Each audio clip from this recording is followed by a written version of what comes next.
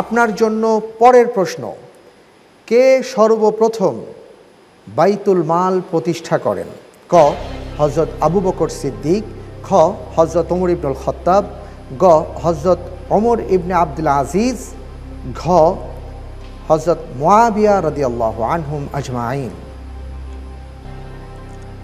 এটা আমি বিশেষজ্ঞ প্যানেলের কাছে বিশেষজ্ঞ প্যানেলের সহযোগিতা নিতে চান? বিশেষজ্ঞ প্যানেলের সহযোগিতা নেওয়া হোক। আমরা একটু বিশেষজ্ঞ প্যানেলের সহযোগিতা নিতে চাচ্ছি। মুআজ্জাজ মোহতারাম, আপনারা এই ক্ষেত্রে কি রায় দেবেন বা আপনাদের মতামতকে একটু জানিয়ে দিলে ভালো হয়। আমাদের প্রতিযোগী বন্ধু আপনাদের দিকে তাকিয়ে আছেন।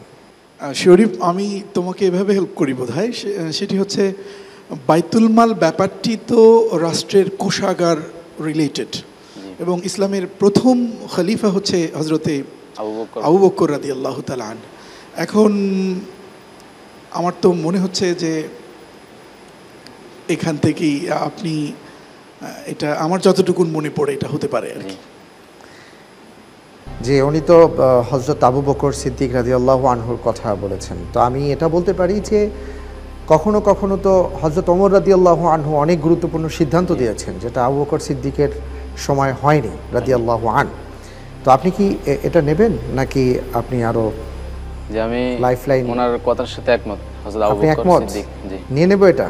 জি, আচ্ছা, বিশেষজ্ঞ প্যানেলের যে সহায়তায় উত্তরটি এসেছে হযরতে আবু বকর সিদ্দিক রাদিয়াল্লাহু আন। আমরা জানতে চাই সঠিক উত্তর কোনটি? উত্তরটি সঠিক হয়েছে হযরত আবু বকর সিদ্দিক রাদিয়াল্লাহু আনহু। অনেক অনেক ধন্যবাদ। 12 নম্বরের ক্ষেত্রে আপনি 10 নম্বর পেয়েছেন, কারণ বিশেষজ্ঞ প্যানেলের সহায়তা আপনি নিয়েছেন, লাইফলাইন নিয়েছেন। আলহামদুলিল্লাহ। কেমন লাগছে আপনার? অনেক অনেক ভালো। ভালো লাগছে না? জি জি, মাশাআল্লাহ।